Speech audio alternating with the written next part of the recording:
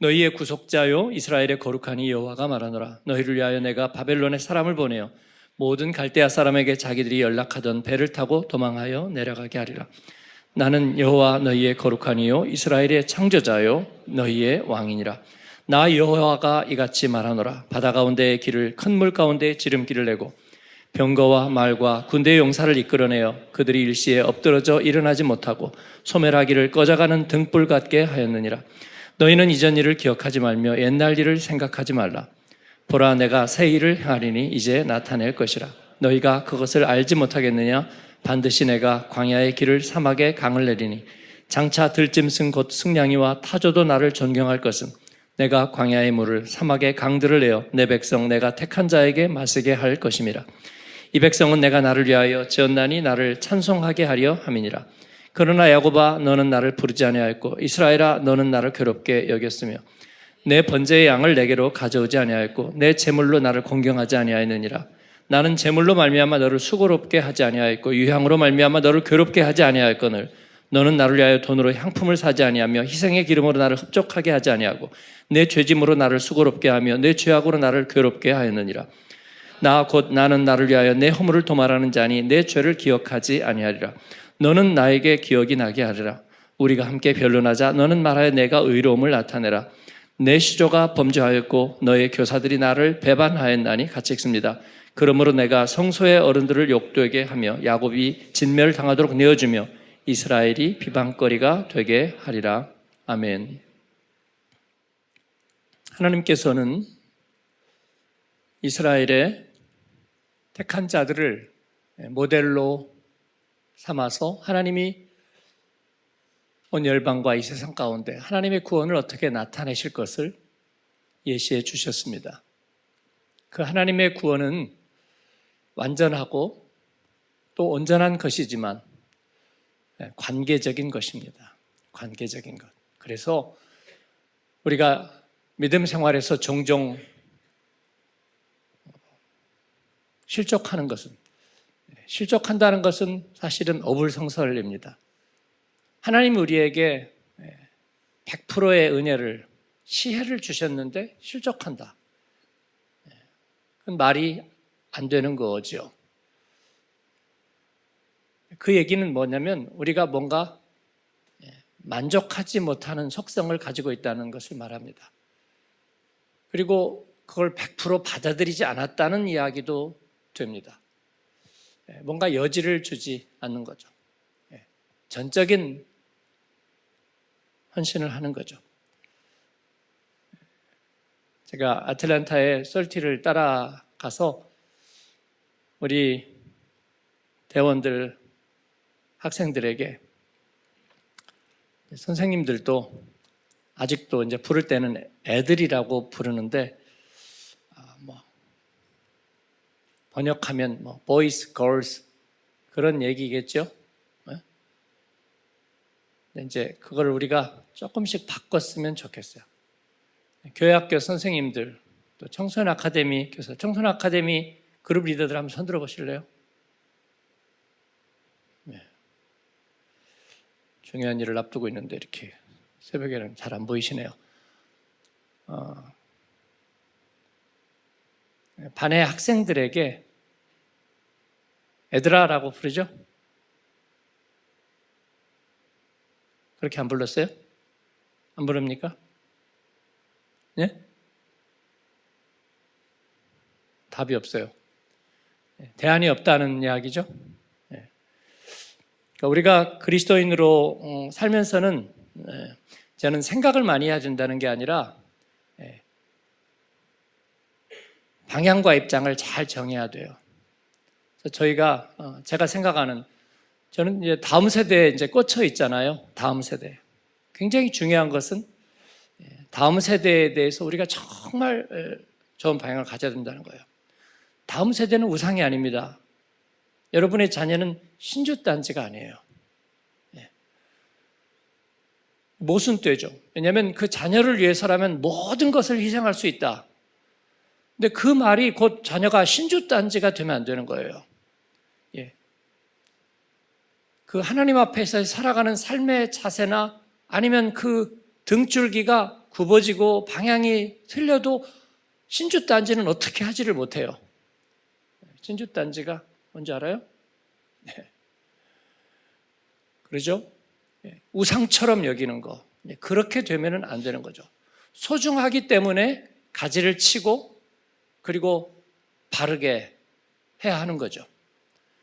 그러려면 그들을 인격적인 존재로 여길 수 있어야 돼요. 미성숙합니다.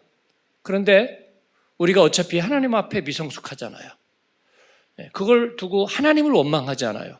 내가 미성숙하게 된 게 하나님 책임이라. 아니요, 그렇지 않습니다.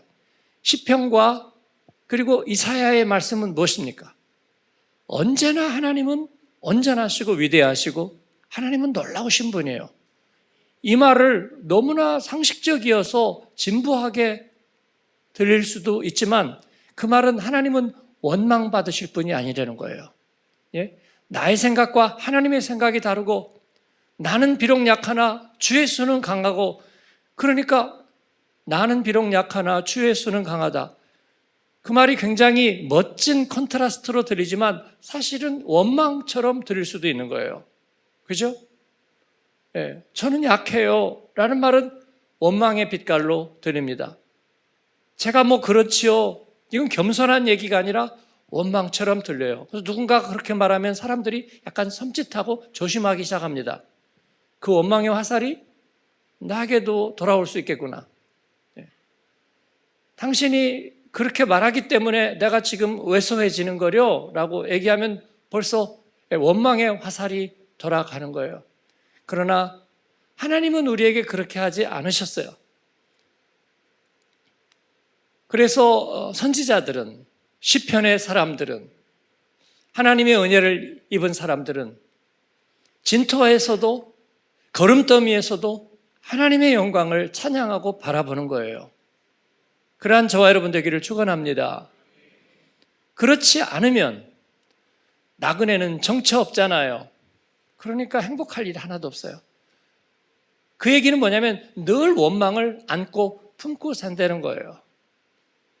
이것이 죄이고 하나님을 기쁘시게 하지 못하는 거예요. 배가 들어오지 않았기 때문에 경제적으로 어렵기 때문에 아직은 경제적으로 어렵다는 말은 굉장히 주관적이고 상대적인 표현이라는 것을 우리는 경험해 왔습니다. 지금 소나무 껍질 벗기는 사람 단 한 사람도 없잖아요. 상대적인 기준이에요. 상대적인 기준. 내게 명품이 몇 개나 있느냐가 기준이 된다면 여러분 그건 내가 경제적인 여유가 있다 없다 하는 것은 정말 부질없고 쓸데없는 것이에요. 그런데 배가 들어오면 그러면 하나님이 이제 더 이상 원망받지 않을 거라. 경제적으로 조금 부여해지면서 하나님을 마음에서 지워버리는 모습들을 너무나 많이 보았어요. 그렇다면 처음부터 하나님과는 딜이 없었던 거예요. 딜이 없었던 거예요.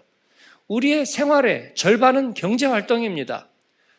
전업주부라고 해도 사실은 경제적인 생각을 계속 돌아오는 청구서, 의료보험에 대한 거, 세금과 모든 것들, 집세로부터 시작해서 모든 것들이 경제활동이에요. 그게 우리 인생의 절반인데 학생들도 마찬가지. 그 경제활동, 인생의 절반이 되는 경제활동에 하나님이 아무 일도 관여하지 않으신다.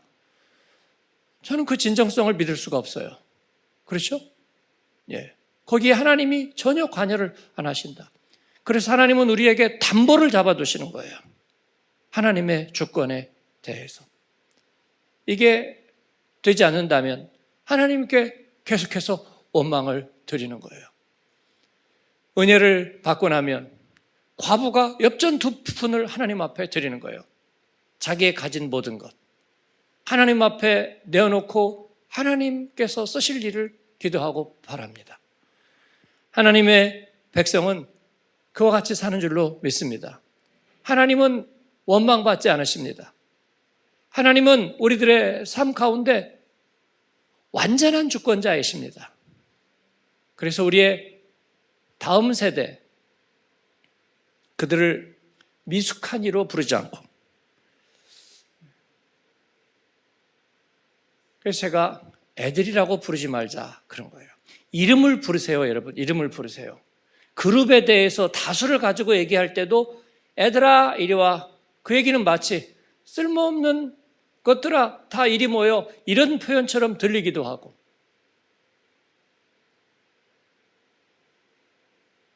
그게 아니라면 그냥 익명의 다수라고 얘기할 수도 있어요. 그렇다고 이 신주단지들아, 내가 감히 어떻게 할 수 없는 존재들아, 그 말은 아닙니다. 그 말은 아니에요. 목자는 양을 위하여 목숨을 버리지만 막대기를 들고 있는 거예요. 막대기와 지팡이를. 그리고 분명하게 길을 제시하고 있습니다. 그렇죠? 양은 목자의 음성을 듣고 목자는 양의 이름을 알고 양을 구별합니다. 그러한 은혜가 저와 여러분에게 있기를 바랍니다.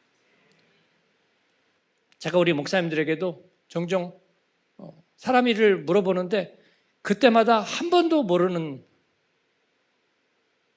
사람은 경고 대상입니다. 기억력의 문제는 아니고요. 목자는 양의 이름을 아는 거예요. 이름을 아십시오. 교사들도 이름을 기억하기 귀찮으니까 그냥 애들이라고 불러버리는 거예요. 우리 어머니들이 자식이 얼마나 많아서 애들이라고 불러요? 이름 다 부르죠. 나이가 들어서 기억이 안 나면 한 명씩 다 불러요.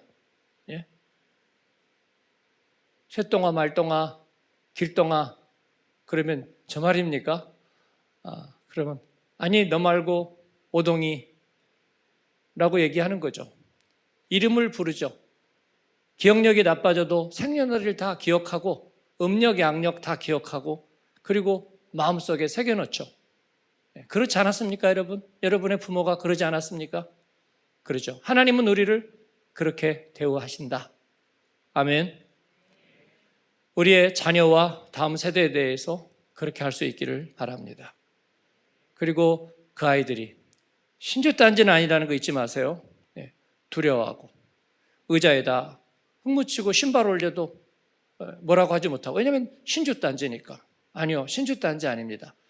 하나님의 백성이고 우리가 훈육하고 양육하고 그리고 섬겨야 될 이지만, 그러나 우리가 하나님 앞에서 목자가 양을 돌보듯이 그렇게 돌보는 대상이 되는 것입니다.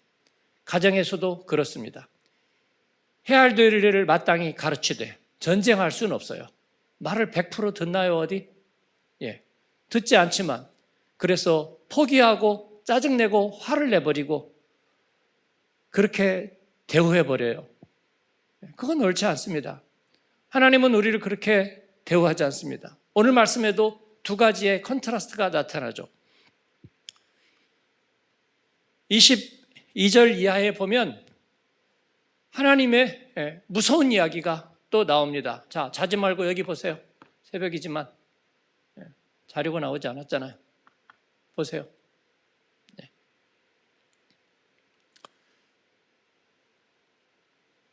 하나님께서 우리에게, 유다에게 그들이 하나님을 대우하지 않았던 것, 하나님 앞에 온전한 제사를 드리지 않은 것, 번제물을 온전하게 드리지 않고 심드렁해져 버린 것.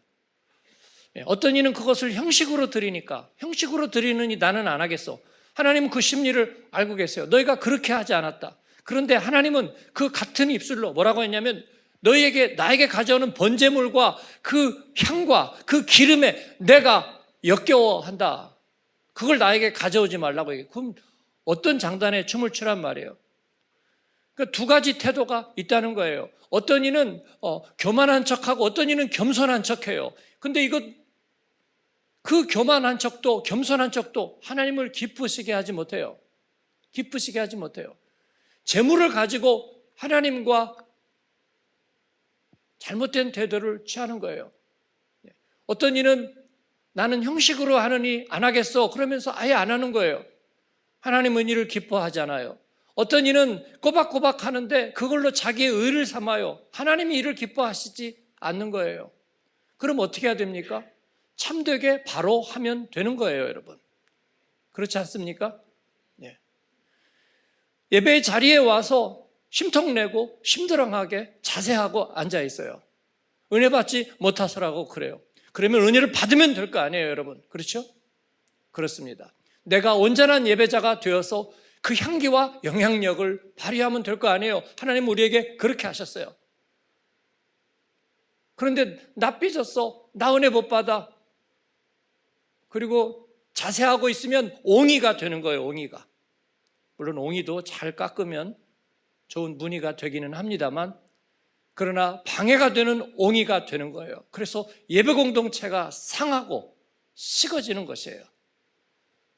그래서 우리가 군데군데에 발광체가, 그리고 불을 동하게 하는 그런 연료가 필요합니다. 디아스포라는 항상 그런 거예요. 그래서 우리가 다시 월삭에 불을 동이고 또 예배마다 불을 동이는 것이 있어야 돼요. 그렇지 않으면 집단으로 식어버려요. 그 이유가 뭔 줄 아세요? 그런 옹이가 군데군데 있으면서 커져가는 거예요. 그게 예배에 은혜 못 받는 사람들이 점점 많아지고, 그래서 사람들이 그것을 당연하게 알게 되는 거예요. 유다와 이스라엘의 모습이에요. 그들은 더 이상 번제물을 준비하지 않고 하나님 앞에 드리는 예배를 소중하게 여기지 않았어요. 그리고 뭐 형식이 중요한가? 마음이 중요하지. 그러니까 디아스포라의 교회들을 다녀보니 먹고 사는 데는 정말 진심인데 예배에는 진심이지 않고요. 하나님의 일에 절반의 마음만 가진 사람들이, 그래서 하나님이 함께 하시기를 바랍니다, 기도할게요, 형식적인 이야기들만 오고 가는 거예요. 하나님 앞에 드림이 없고 감사함이 없고, 하나님께서는 이 부분에 대해서 분명하게 말씀하시고, 그러나 하나님은 이 일만 말씀하시는 것이 아니라 오늘 그 앞선 말씀, 설교자들이 가장 좋아하는 본문 이사야서 43장 14절에서 21절까지 보라 내가 새 일을 행하리니 이제 나타낼 것이라, 우리에게 그 약속을 주시는 것입니다. 하나님은 우리를 실망시키거나 진노하는 데 전문가 특허를 갖고 있지 않습니다. 하나님은 우리를 위하여 구원의 손길을 내시고 우리와 함께 일을 하기를 원하십니다. 그리고 필요한 모든 것을 공급해 줄 테니, 모든 필요한 네트워크를 너희들에게 허락해 줄 테니 나와 함께 가자, 그렇게 말씀하십니다. 그런데 여기에 꾀가 나고 여기에서 마음에 멀어지면 하나님은 어떻게 할 수 없습니다. 사랑이 식어진 연인과 하나님은 할 수 있는 일이 없습니다. 그러므로 오늘 우리가 월삭의 첫날, 하나님 우리는 8월 한 달 주님과 동행할 영의가 있습니다. 준비가 되어 있습니다. 필요한 것이 있으면 하나님 우리의 것을 사용하십시오.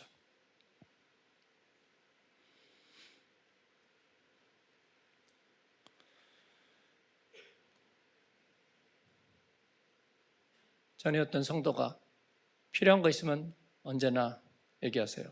제 개인의 필요가 아니라 주의 일에 비상금으로 여겨 주십시오, 그렇게 얘기한 적이 있었는데,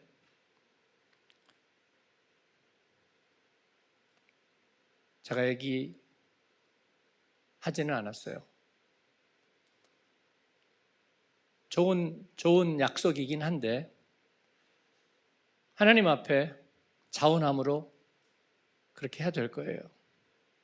우리가 스스로 자원함으로 해야 될 거예요. 하나님은 우리에게, 우리 부모도 자녀에게 뭘 바라는 것이 아니라, 일은 네가 좀 나서주면 좋겠는데, 그지만 부모도 자녀한테 그 얘기를 못하는 거예요. 여러분 부모 입장에서 얘기할 수 있어요? 잘 안 되죠. 어떤 부모들은 아예 마음으로 작정을 해요. 나는 자녀에게 신세지지 않을 거야 라고 미리 작정을 하고 있어요. 그만큼 관계란 쉽지 않다는 것을 말해요. 하나님도 우리에게 자원한 마음을 원하시지 막 몰아세우지는 않으세요. 그런데 하나님의 자녀들이 마음에 멀어져 있으면 다 대면 하는 거예요. 저는 그러지 않기를 원해요. 하나님의 마음이 어디 있는지 살피고 그 일에 쓰임받기를 바랍니다. 우리 교회 성도들은 제자 훈련하고 거기에 마음이 있는 사람들입니다. 다는 안 해요. 많은 사람들이 그래요. 그 마음이 식어지지 않았으면 좋겠어요, 여러분. 식어지지. 서로를 나를 n분의 1로 여기면서 떠넘기지 않았으면 좋겠어요. 그러면 청춘 아카데미 1년 2번 하는 거 너무 버겁고 부담스러울 거예요. 1년에 한 번 하면 안 부담스러울까요? 부담스럽고 버거울 거예요. 주방에 들어가는 일 부담스럽고 버겁고 식사하는 일 부담스럽고 버거울 거예요. 그래서 저희는 25년 동안 작년 식사하지 않았어요.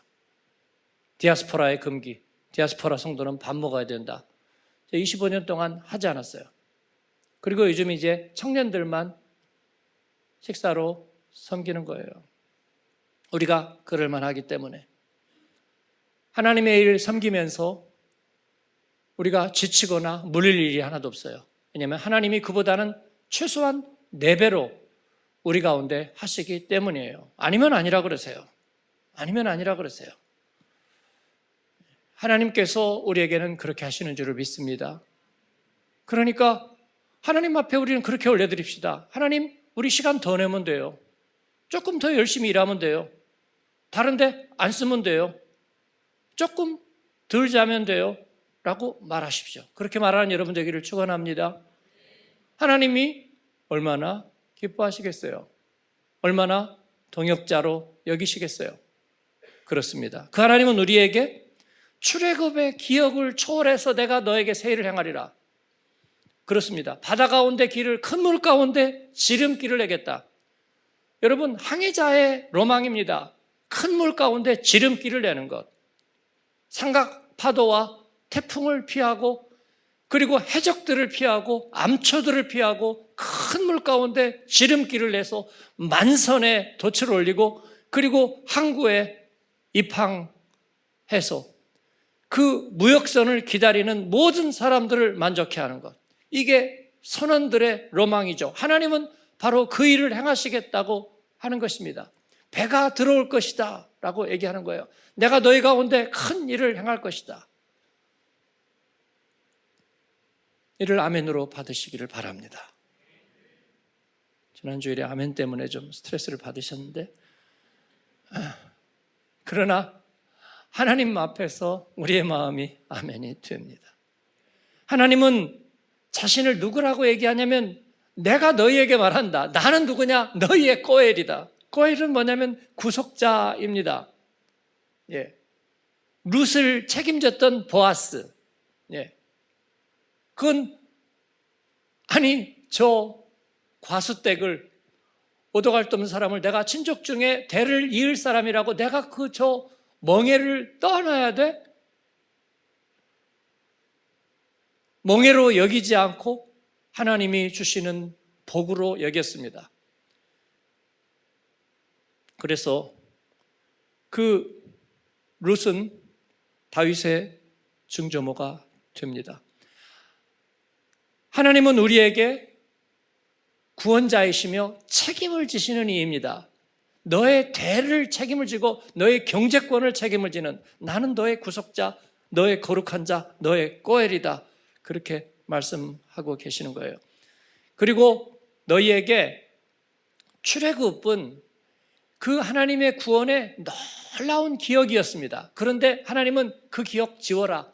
그 메모리를 지워라. 내가 그보다 더 놀라운 새 일을 행할 것이다 라고 말씀하십니다. 하나님은 스테레오타입의 하나님이 아닙니다. 새 일을 행하십니다. 제가 포스트 코로나 이런 말이 정말 마음에 들지 않아서 우리는 그런 말 쓰지 않고 앞으로 그런 말 쓰지 않을 것이다 라고 얘기했는데 실제로 안 쓰게 됐잖아요. 뉴 노멀 그런 말 안 쓸 것이다 라고 얘기했는데 안 쓰잖아요. 왜냐하면 하나님은 과거의 기억에 의존해서 어떤 일을 도모하지 않으시는 분이기 때문입니다. 그 기억은 말소해, 나는 새로운 아이템을 가지고 있어 라고 말씀하시는 거예요. 내가 새 일을 행하리라.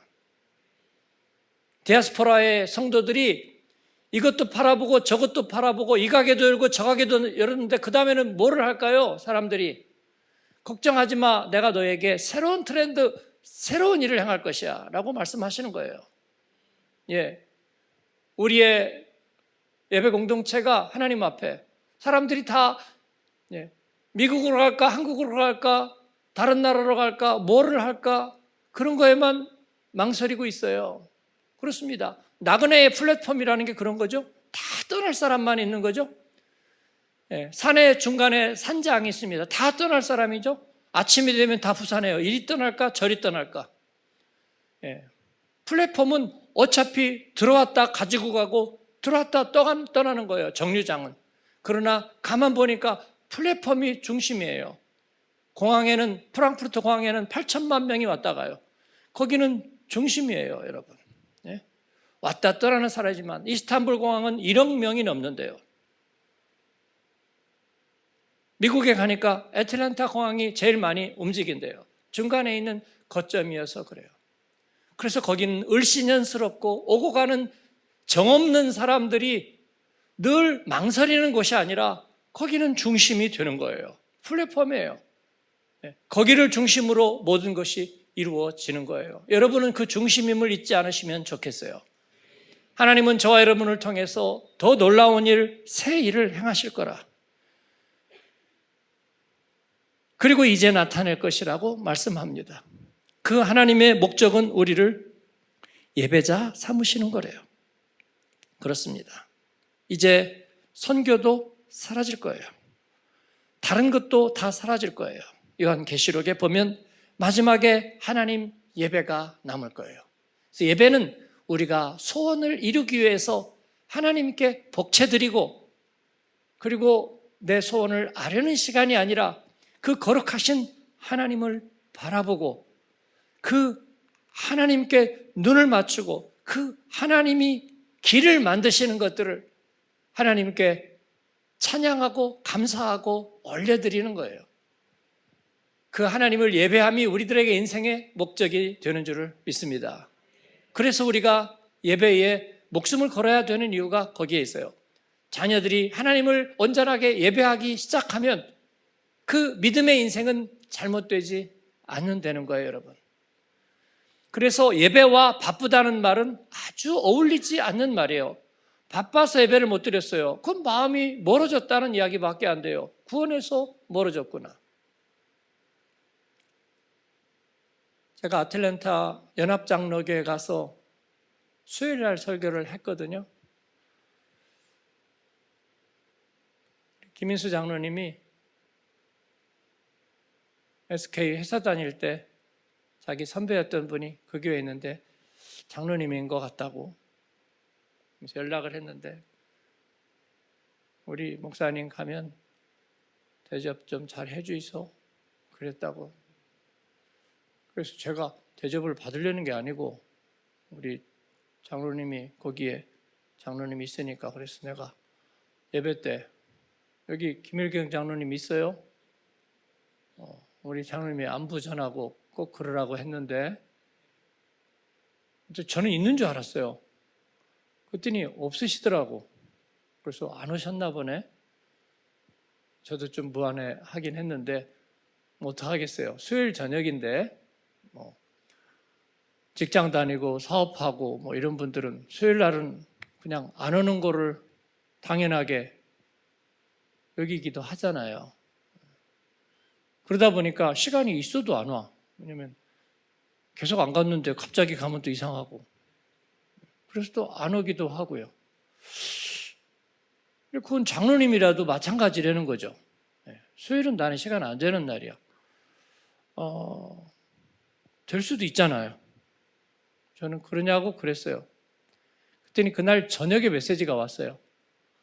아이고 목사님 죄송합니다. 제가 예배에도 못 가고 그랬습니다. 그러면서 언제 시간 좀 꼭 한번 내주시면 가시기 전에 식사 좀 하겠다. 그래서 저는 그러려는 것은 아니었지만 그래도 우리 장로님이 또 얘기를 하셨기 때문에 다른 약속이 잡힐 수 있었지만 주일 저녁에 해가지고 같이 만났어요. 그 교회 목사님 내하고 저희 내하고 그 장로님 내하고 이렇게 만났습니다. 근데 만나고 얘기를 들어보니까 자기가 일 때문에 막 이렇게 움직이고 있었는데 자기가 그 수요 예배를 인터넷 틀어놓고 이렇게 들으면서 가고 있었다는 거예요. 근데 강사 목사님이 김일경 장로의 세부를 깜짝 놀랐다는 거예요. 그 제가 그 얘기를 들으면서 참 마음이 너무 좋았어요. 그 장로님들이 교회에서 그냥 자기 역할을 하고 뭐 가끔은 뭐 마음에도 들고 가끔은 좀 못마땅하기도 하고 뭐 그런 어떤 집행부 일원으로 있는 것이 아니라 예배자와 신자로 있구나. 그게 제 마음에 좋았어요. 어쩔 수 없지만 길을 가면서도 예배 틀어놓고 뭐 매번 틀어놨는지 내가 그건 모르겠어요. 그날만 틀었는지 내가 모르겠지만 그런 예배를 틀어놓고 있다는 그런 열심히 우리 장로님, 권사님들, 안수 집사님 모두에게 있었으면 좋겠어요.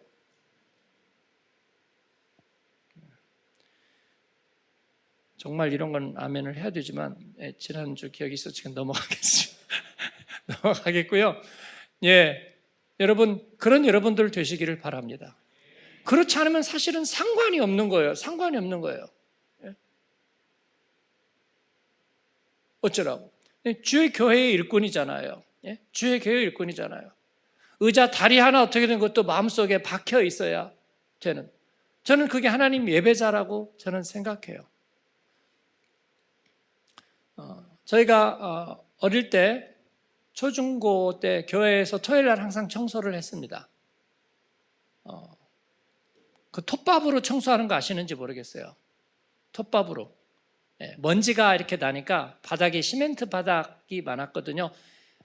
물론 이제 그 다음에 덮개다시라고 이렇게 반질반질 이렇게 갈아가지고 하는 그거가 이제 나오기 전에는 시멘트 바닥이었어요.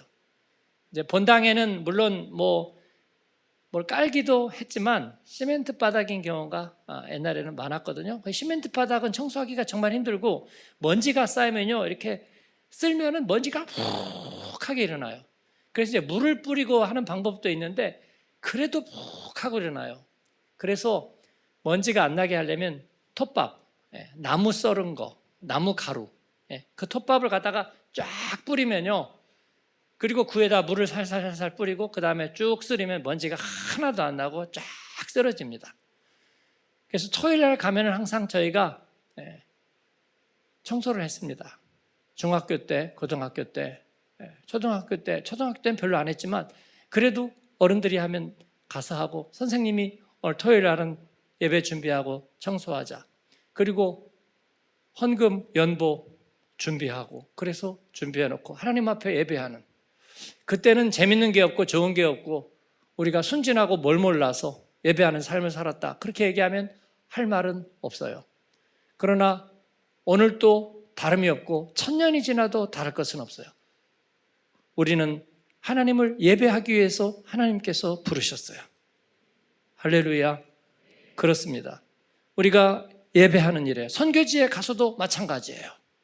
무슨 우물 파는 거? 우물 파고 그 다음에 뭐 할 건데요? 꽃으로도 때리지 말아서 뭐 할 건데 그 다음에 유치원과 학교 그 다음에 뭐 할 건데요? 그 다음에 보건진료소, 병원 그 다음에는 뭐 할 건데요? 우리나라가 그렇게 열심히 했잖아요. 선교사들이 와서 세브란스 세우고 그렇게 하고 그 다음에 뭐 하는데요? 의료 분쟁하고 의사 파업하잖아요. 결국은 시스템과 제도의 문제가 돼버리는 거잖아요. 그렇죠? 그렇습니다. 저는 잘못했다는 거 아니에요. 파업하고 싶으면 하고 분쟁이 있으면 하고 그래서 법이 있고 그 관계에 일하는 사람들이 있는 거겠죠. 그러나 그게 최종의 목적지는 아니라는 것은 분명하다는 거예요, 여러분. 그죠?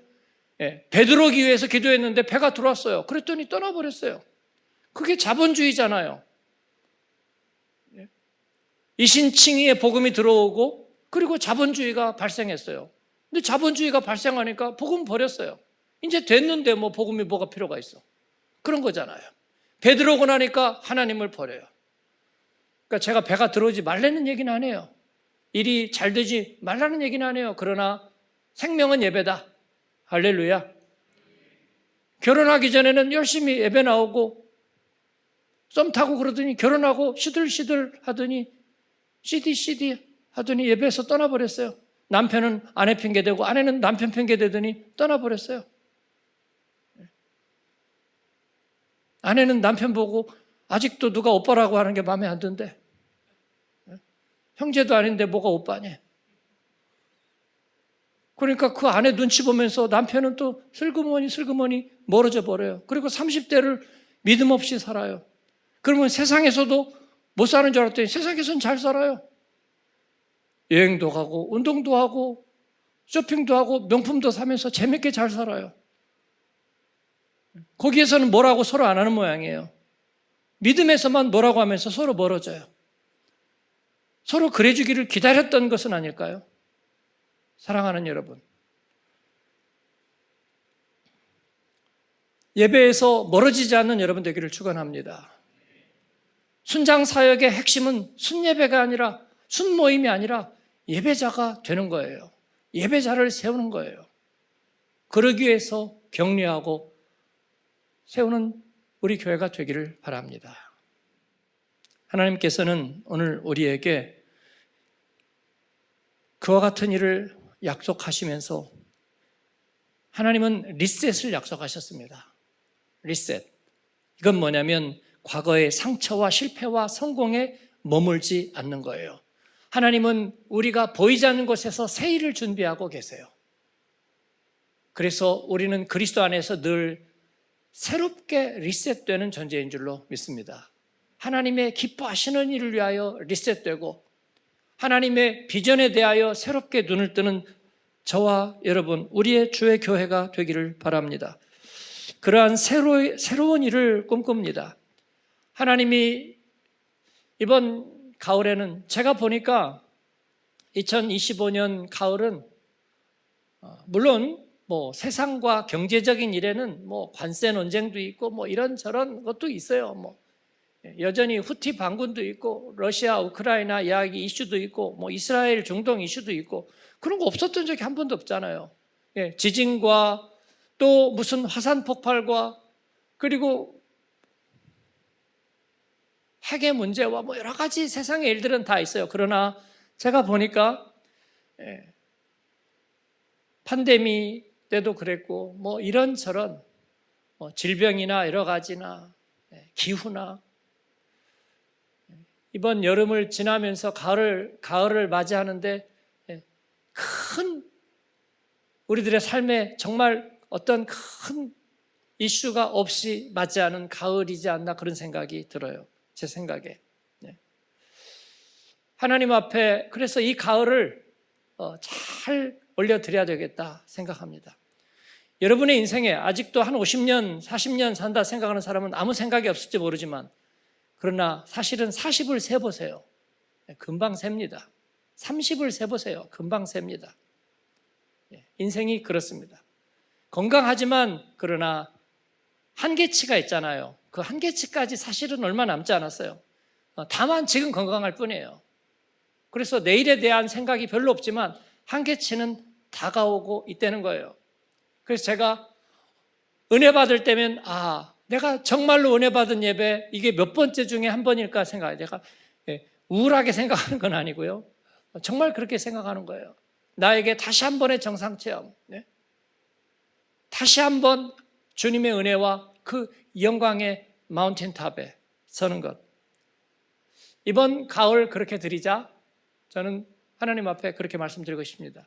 뭔가 중요한 것이 내 삶에서 이루어지는 시간으로 삼자. 하나님을 기쁘시게 하는 새로운 영광의 계획들이 우리 가운데 있게 하자. 하나님께서 여러분을 그렇게 축복하시기를 바랍니다. 할렐루야. 과거의 실패와 성공의 기억은 리셋하십시오. 하나님은 새 일을 행하실 것입니다. 그리고 보이지 않는 곳에서 하나님은 일하고 준비하실 것입니다. 그 하나님을 의뢰하고 신뢰합니다. 할렐루야. 아멘.